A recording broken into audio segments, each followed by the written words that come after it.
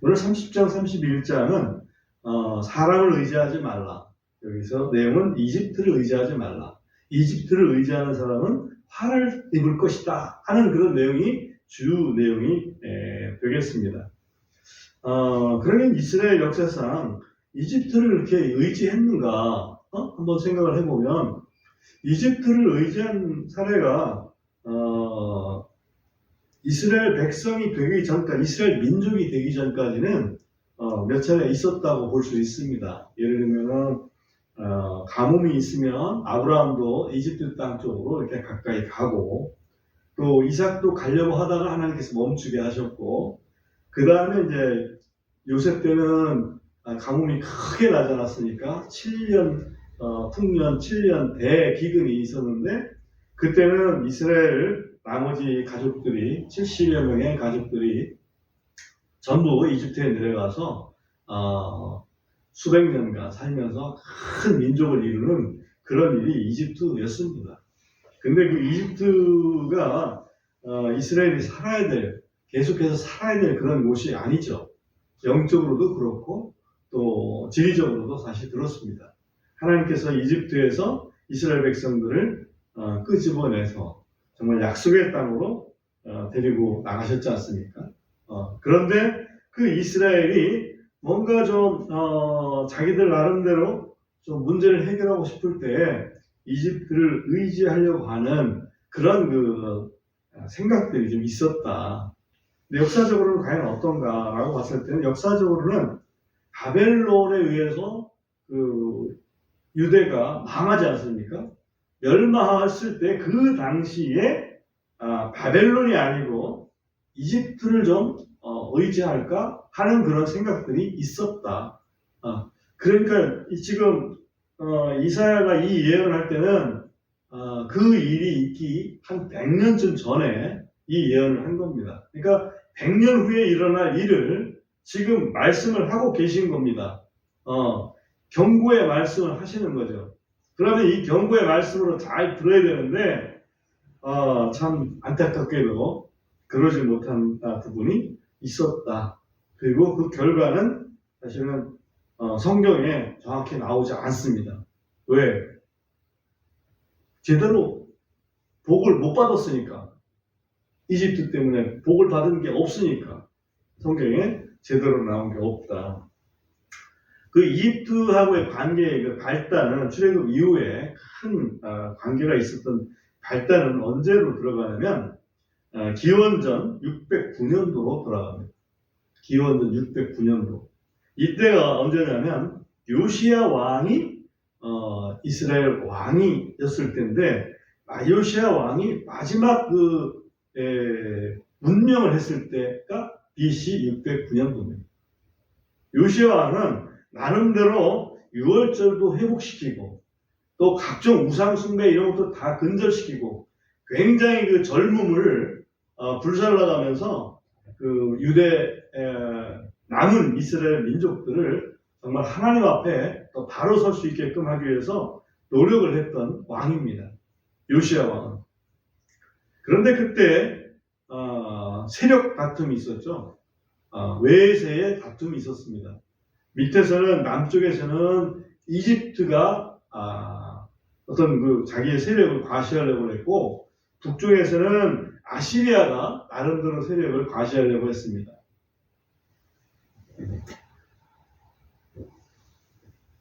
특별히 그때 그 이집트의 왕 이름이 뭐냐면 느고예요. 알죠? 파라오 느고. 바로 느고라고도 하고 파라오 느고라고 하는 그 느고 왕인데, 이 느고 왕이 자기는 아시리아를 가서 공격을 해야 되겠다.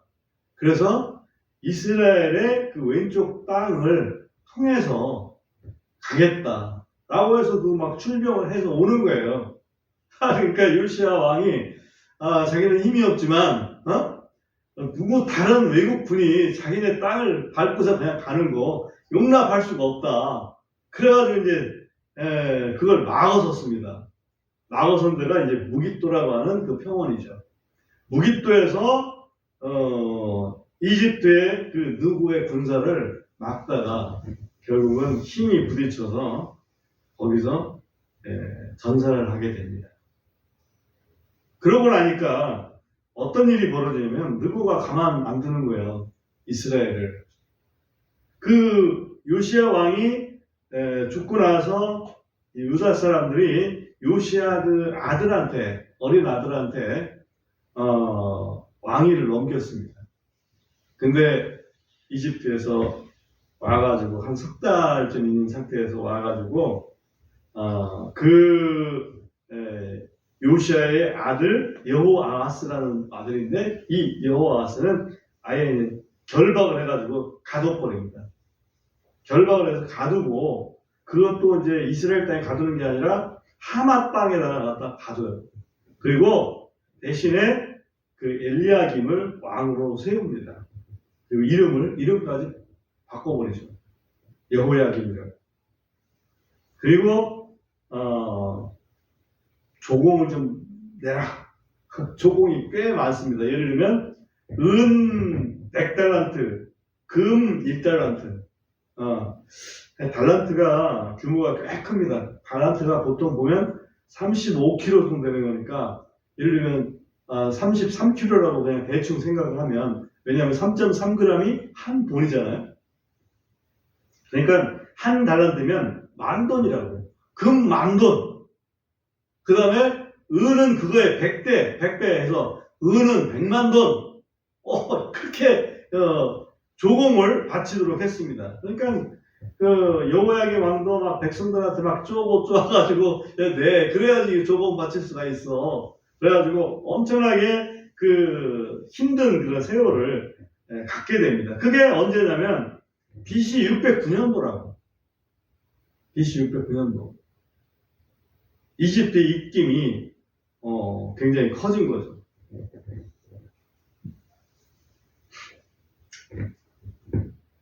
그러다가 BC 605년도에 바벨론이 침공을 합니다. BC 605년도에 아시리아가 바벨론한테 완전히 무너지고, 바벨론이 이제 유대국을 침공을 합니다. 그러다 보니까 여호야김은 이집트가 세웠고, 지금 바벨론이 침공을 했고, 그래서 할 수 없이 바벨론을 섬깁니다. 바벨론을 섬기다가 여호야김이 배반을 하네. 나름 뭔가 생각을 했겠죠. 내가 바벨론을 섬기고 있지만은 침공 때문에, 그러나 내가 이집트한테 뇌물을 준 것도 있고, 뇌물이 아닌가요? 조공인가? 조공을 바친 것도 있고, 그러니까 이집트가 좀 도와주겠지 라는 생각을 했을 수도 있습니다. 그러나 그 당시에 대세는 이미 바벨론으로 기울어져 있었고, 하나님께서도 바벨론을 들어서 혼을 내주겠다, 이걸 여러 차례 말씀을 하셨습니다. 그렇기 때문에 대세는 어떻게 거스를 수가 없었습니다. 결국 BC 598년에는 바벨론이 또 한 번 침공을 합니다. 두 번째 침공을 해요. 그리고 마침내는 BC 586년인가요? 그때 예루살렘이 완전히 초토화되지 않습니까? 그런 그 배경을 가지고 있습니다. 그렇기 때문에 이 이집트는 나름 아시리아 때만 해도 힘이 좀 있었는데, 마침 우리 요시야 왕이 좀 자존심 상하는 그 일 때문에 대적하다가 그게 역효과가 나가지고 이집트한테 조공을 바치는 그런 신세가 됐고, 그 이후에 바벨론이 득세하면서 바벨론이냐 아니면 이집트냐, 이런 사이에서 고민을 하게 된 그런 배경이 있다, 이렇게 일단 이해를 하고 지나가 보겠습니다. 오늘 한번 30장을 보겠습니다. 30장에 보면 30장 1절 보면 이렇게 되어 있어요. 주가 말하노니 반역하는 자식들에게 화가 있을지어다. 우리가 지난번에 공부했지만 28장부터 33장 사이에 화가 6차례 등장합니다. 근데 3차례는 이미 끝났고 여기 이제 4번째 화가 여기에 등장을 합니다. 어떤 사람한테 화가 있느냐? 반역하는 자식들에게 화가 있다. 반역하는 자식이라는 것은 바로 이스라엘 민족을 하나님께서 보실 때 반역하는 자식들이다 이렇게 보신 겁니다. 이스라엘 민족을 하나님 보실 때 또 어떻게 보셨냐면 9절에 한번 보시면 이 백성은 반역하는 백성이요. 그죠? 그 다음에 거짓말하는 자녀들이요. 또 하나는 주의 법을 들으려 하지 아니하는 자녀들이니라. 반역을 하기도 하고 거짓말도 하고 또 주의 법, 다시 말하면 율법을 들으려고도 하지 않는 그런 자녀들이다. 아주 못된 자녀들이다. 이렇게 지금 하나님께서 말씀을 하고 계십니다. 그렇다면 반역한다는 것은 어떤 의미일까? 반역한다는 것은 우리가 알지만 어떤 약속을 했다가 그 약속을 깨는 거 반역이라고 할 수 있죠. 배신 같은 거라고 볼 수 있겠죠. 배신.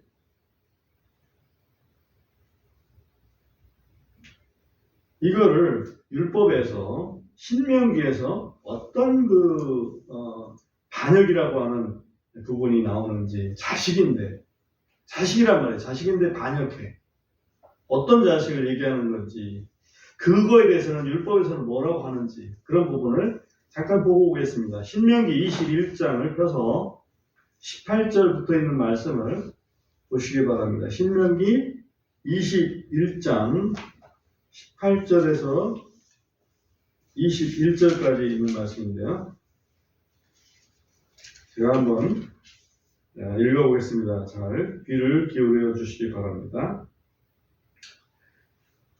신명기 21장 18절 만일 어떤 사람에게 고집이 세고 반항하는 아들이 있어서 자기 아버지의 음성이나 어머니의 음성에 순종하지 아니하고 부모가 징계를 주어도 그들에게 귀를 기울이지 아니하면 그때 그의 아버지와 그의 어머니가 그를 잡아 데리고 자기 도시의 성문에 이르러 그의 도시의 장로들에게 나아가서 그들이 그의 도시의 장로들에게 이르기를 우리의 이 아들은 고집이 세고 반항하며 우리의 음성에 순종치 아니하려 하고 음식을 탐하는 자며 술꾼이라 할 것이니라. 그리하면 그의 도시의 모든 사람들이 그를 돌로 쳐서 죽일지니 그렇게 하여 너는 너희 가운데서 악을 제거할지니라. 그리하면 온 이스라엘이 듣고 두려워하리라.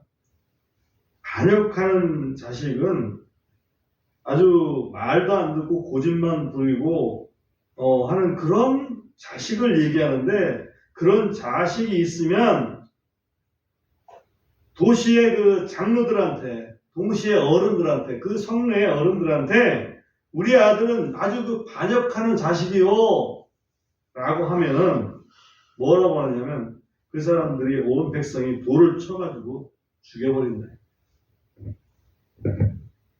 그래야 악이 제거된다. 하나님께서 지금 반역하는 자식들이라고 얘기할 때는 돌로 쳐서 죽여서 없애야 되는 악을 지금 얘기하는 거다.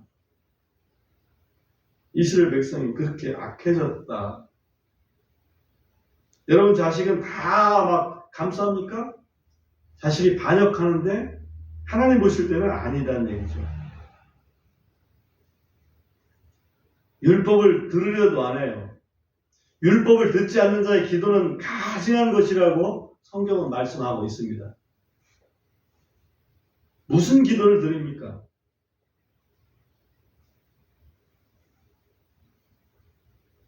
또 이집트를 신뢰하려고 하는 이 이스라엘 백성들을 거짓말하는 자녀라고 말씀하고 있습니다. 거짓말. 실제로 그 이후에 이사야 예언 이후에 100년 후에 이런 일이 벌어집니다. 100년쯤 후에. 그때 이스라엘 땅, 예루살렘 땅에는 유명한 예언자가 있었는데 예레미야입니다. 그죠? 예레미야 예언자가 있었습니다. 그때 사람들이 와가지고, 남은 사람들이 와가지고 이야기를 합니다. 예레미야 예언자님, 하나님께 좀 물으셔가지고 우리는 어떻게 해야 되는지 조금 가르쳐 주십시오. 그러면 우리는 예언자님을 통해서 말씀하시는 하나님의 말씀을 그대로 따르겠습니다. 얘기를 합니다. 예레미야 42장에 나오거든요. 예레미야가 알았다. 내가 기도해 볼게. 예레미야가 기도했습니다. 응답이 뭐겠습니까? 이집트로 가지 마라. 여기에 남아서, 예루살렘에 남아서 바벨론을 섬겨라. 내가 지켜줄게.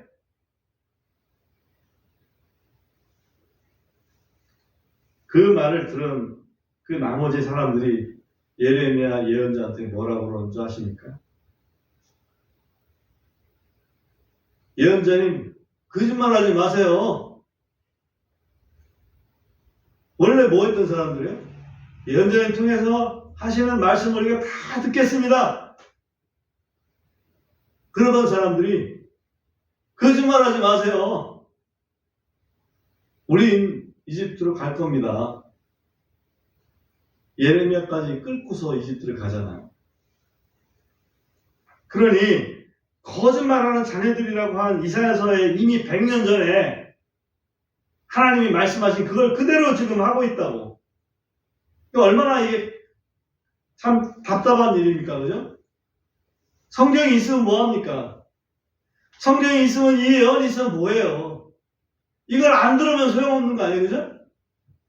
무시하면 소용없는 거죠? 성경을 하나님이 우리한테 주셨는데 그 주신 목적이 뭐겠어요?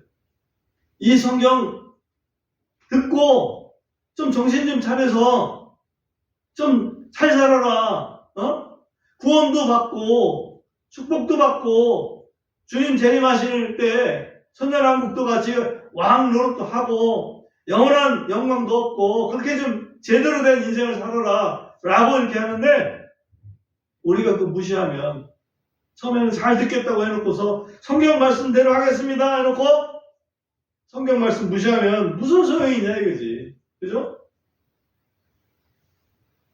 우리 하나님은 왜 이집트를 의지하지 말라고 하셨을까? 30장 3절을 한번 보세요. 이사야서 30장 3절을 보면 그러므로 파라오의 힘이 너희의 수치가 되며 이집트의 근호를 신뢰함이 너희의 당황함이 되리라. 가서 뭔가 도움을 받으려고 했는데 결국 도움을 받지 못하고 오히려 부끄러운 일이 될 것이다 라고 지금 얘기를 하고 계신 겁니다. 그래도 가겠다 이거죠. 또 7절에 가보면 이는 이집트 사람들의 도움은 헛되고 아무 소용이 없나니 그러므로 내가 이 일을 두고 외치기를 그들의 힘은 가만히 앉아있는 것이라 하였기 때문이라. 차라리 가만히 앉아있는 게 낫다 그 얘기죠. 왜? 이집트 땅은 그 앞에 6절에 보면 어떤 땅인지 여기서 나오고 있는데요. 한번 제가 읽어볼게요. 남쪽 짐승들에 관한 엄중한 계시라. 그들이 자기들의 재물들을 어린 나귀들의 등에 싣고 자기들의 보물들을 낙타들의 혹에 얹으며 젊은 사자와 늙은 사자가 나오며 독사와 날아다니는 불뱀이 나오는 땅, 곧 괴로움과 고통의 땅으로 들어가 그들에게 유익을 주지 못하는 한 백성에게로 가리라. 이집트가 이렇다는 얘기죠. 괴로움과 고통의 땅이라는 얘기죠.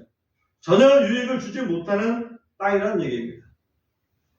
그런데 거기를 혹시 가겠다고 얘기하는 거죠. 우리가 아까 잠깐 읽었던 이사야서 31장 3절을 다시 한번 보겠습니다. 31장 3절에 보면 3절 읽기 전에 1절에 잠깐 보면 31장 1절에 보면 도움을 청하려고 이집트로 내려가는 자들에게 뭐가 있을지니 화가 있을지니. 그렇죠? 화가 다섯 번째 이렇게 등장합니다. 이제 한 번만 더 등장하면 6번 다 되는 거예요. 거기 3절에 보면 이제 이집트 사람들은 사람이요 하나님이 아니다. 그러니까 지금 너희들이 이집트 의지한다는 것은 사람 의지하는 거지 하나님 의지하는 게 아니다. 또 그의 말들은 이집트 말의 힘을 빌리려고, 다시 말하면 이집트의 어떤 그 군사력을 의지하려고 하는데 그 말들은 육체의 영이 아니다. 육체는 그냥 하나님께서 없어져라 그러면 없어지는 그런 존재의 육체예요. 주께서 자신의 손을 뻗치시면 돕는 자도 넘어지고, 다시 말하면 이집트도 넘어지고, 도움을 받는 자도 쓰러져서, 다시 말하면 이집트 도움을 받으려고 하는 유대 이스라엘 민족도 쓰러져서 그들이 모두 함께 멸망하리라. 그렇기 때문에 이집트 의지하지 말라. 결과가 좋지 않을 것이다.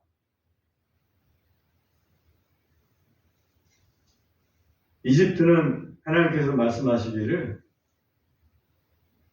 상한 갈대지팡이다 라는 말씀도 몇 차례 성경에서는 하고 계십니다. 그죠?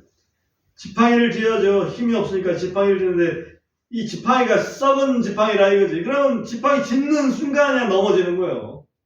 좀 힘들어서 쥐려고 하니까 넘어져 버렸죠. 오히려 손만 찌릅니다.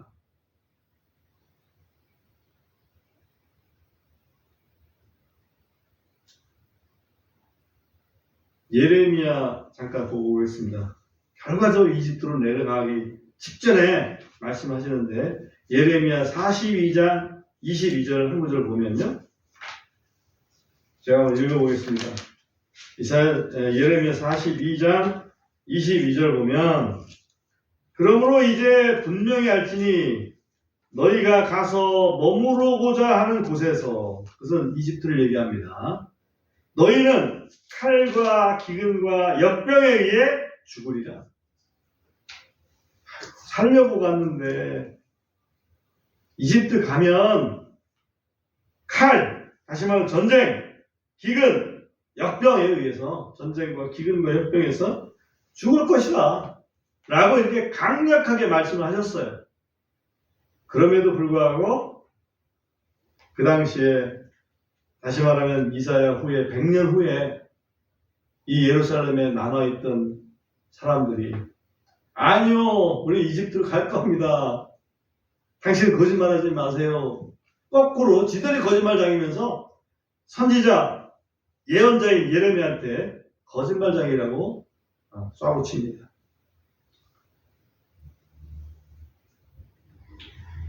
이사야서에서는 우리 이스라엘 백성이 어떻게 하기를 바라시는가 하는 부분을 잠시 보겠습니다.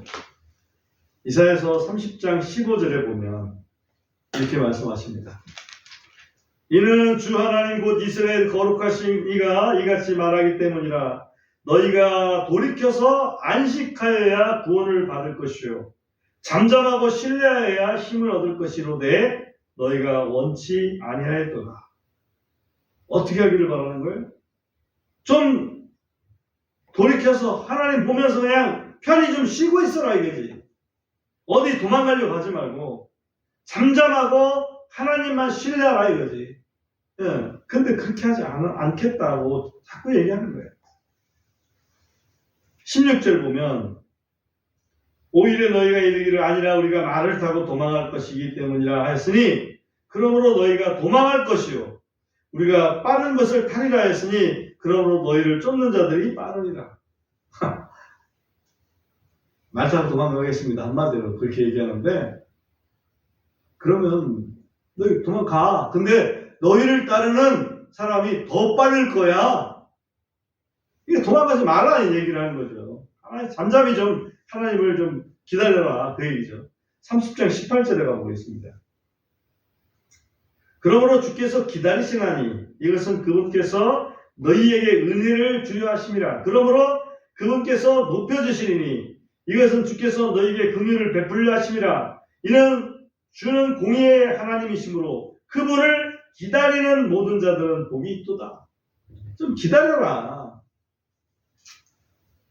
왜? 하나님은 복을 주시려고 하고 은혜 주시려고 하고 하시는 그런 분이기 때문에 좀 기다려라. 이사야서 31장 5절 가보겠습니다. 31장 5절 가보면 날아다니는 새들같이 그렇게 만군의 주가 예루살렘을 보호하겠고 또 그것을 후회하고 건지겠으며 건너가서 그것을 보존하리라. 하나님께서 날아다니는 새들처럼 이것은 새 어미가 자기 둥지를 지키려고 외새를 이렇게 침범하지 못하도록 나르면서 공격하는 걸 얘기하거든요. 하나님께서 자기 그 새 어미가 자기 새끼들을 보호하는 것처럼 하나님께서 보호해 주시겠다. 그죠? 근데 왜 자꾸 어디로 도망가려고 하니? 그 말씀 하시는 거죠. 그래서 6절에 보면 너희는 이스라엘 자손들이 심히 반역했던 그분에게로 돌아오라. 돌아오라. 돌아오라. 그렇게 말씀하시는 거죠. 이집트 의지하지 말고 하나님 의지하는 마음으로 돌아오라. 이게 이사야서 30장, 31장의 그 주된 내용입니다. 이스라엘에게 이집트는 한편 보면 피난처처럼 보이겠지만 그러나 이집트는 사람일 뿐이고 이집트의 군사력은 육체일 뿐이다라고 하나님께서 말씀하시죠. 우리 하나님은 어떤 하나님입니까? 전능하신 하나님이시죠. 살아계신 하나님이시죠. 은혜를 베푸시는 하나님이시죠. 영존하시는 하나님이라고, 그죠? 영이신 하나님이시기 때문에 우리는 지금 우리는 바벨론의 침공에 의해서 멸망을 앞둔 이스라엘은 아닙니다. 그러나 이 세상은 정말 험악한 세상입니다. 우리가 우리 자신의 꾀를 의지하지 아니하고 사람들을 의지하지 아니하고 정말 살아계신 하나님, 우리를 사랑하셔서 그리스도를 보내주신 하나님, 그분만 의지하는 우리가 되어야 되겠습니다.